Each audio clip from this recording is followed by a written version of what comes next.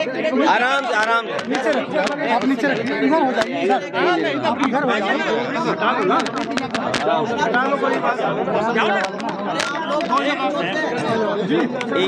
आपस में बांट लेना।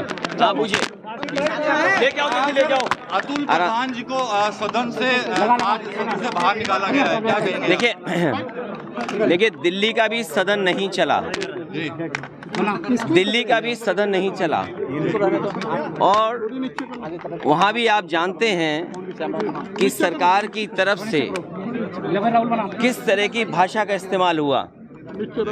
हम आप सब बाबा साहब भीमराव अंबेडकर जी को बहुत सम्मान करते हैं।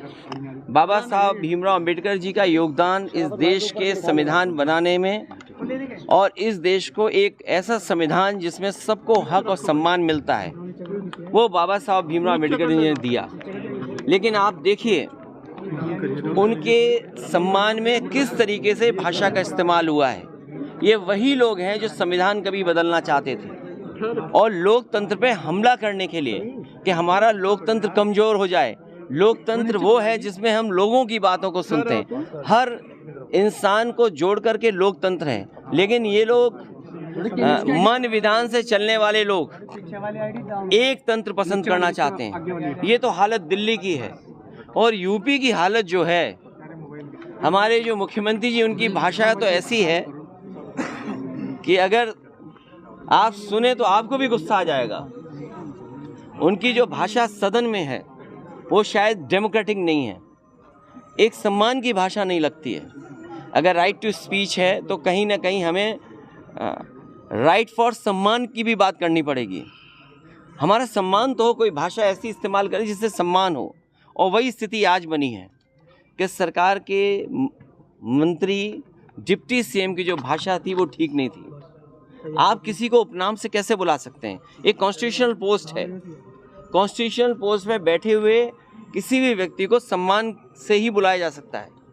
लेकिन जानबूझ करके सरकार, क्योंकि बुनियादी सवालों का जवाब उनके पास नहीं है। आप किसी अस्पताल में चले जाएं, किसी भी सीएससी पीएससी में चले जाएं, किसी गरीब को इलाज नहीं मिल पा रहा है। ये वही सरकार है जो अस्पताल के साथ साथ प्राइमरी स्कूल बंद करने जा रही है। मैं आपसे कहना चाहता हूँ कि इतनी लूट किसी सरकार में नहीं हुई होगी जिसकी लूट हर स्तर पर आपको देखने को मिल जाएगी। तहसील स्तर, थाना स्तर या किसी भी कामकाज के लिए इतनी लूट उत्तर प्रदेश में नहीं हुई जितना भारतीय जनता पार्टी की सरकार में हो रही है। इन सभी चीज़ों को छिपाने के लिए भारतीय जनता पार्टी फेस नहीं कर सकती है। सर, क्या कहेंगे संभल में मंदिर मिल रहे हैं, क्या कहेंगे वापस जाने से रोका गया है सबको? जहाँ तक मिलने मिलाने की बात है, मैं आपसे बड़े सम्मान के साथ कहना चाहता हूँ कि हम लोग खोदने वालों में से लोग नहीं हैं। देश और समाज को तरक्की खुशहाली पे रास्ते पे ले आने के लिए नए रास्ते खोजते हैं। खोदने वाले नहीं हम लोग नए रास्ते खोजने वाले हैं और ऐसे रास्ते खोजना चाहते हैं जिससे हमारा देश मजबूत हो।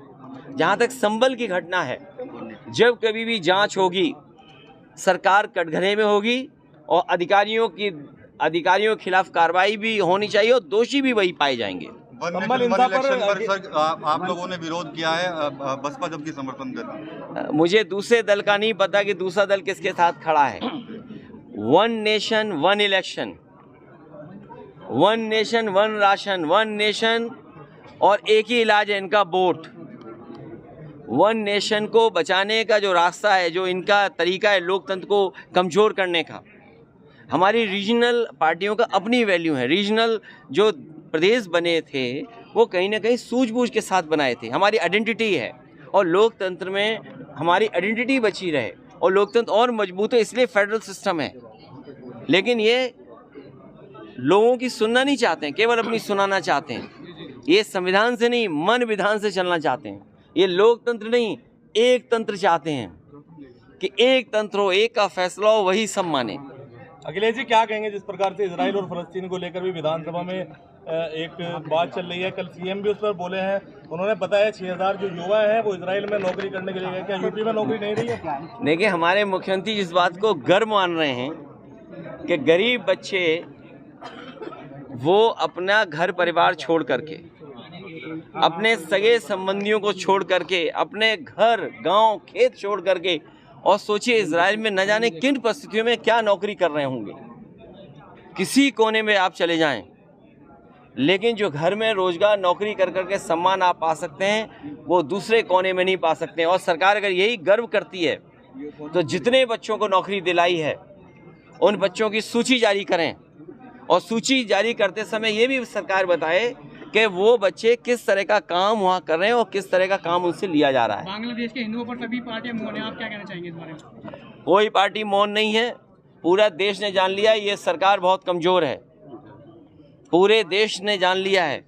और सच्चाई तो ये है कि हम अपने प्रदेश में, देश में जिस तरीके से अल्पसंख्यक समाज को सम्मान के साथ और रखें, उनका विश्वास और जीतें, उसी तरह का व्यवहार और देशों में होना चाहिए अल्पसंख्यकों को लेकर। सर, समाजवादी पार्टी दिल्ली में नजदीकियां बढ़ा रही है अरविंद केजरीवाल के साथ, क्या कहें? क्या हमारी उन सबसे नजदीकियां बढ़ेंगी जो बीजेपी को हराने में आगे आएंगे। सीएम योगी ये इंडिया गठबंधन की मैं आपको बधाई देता हूं, सहारनपुर के लोगों को जिन्होंने इंडिया गठबंधन को जिताने का काम किया था। योगी जो है संसद से बयान दे हाँ जी, किस पे?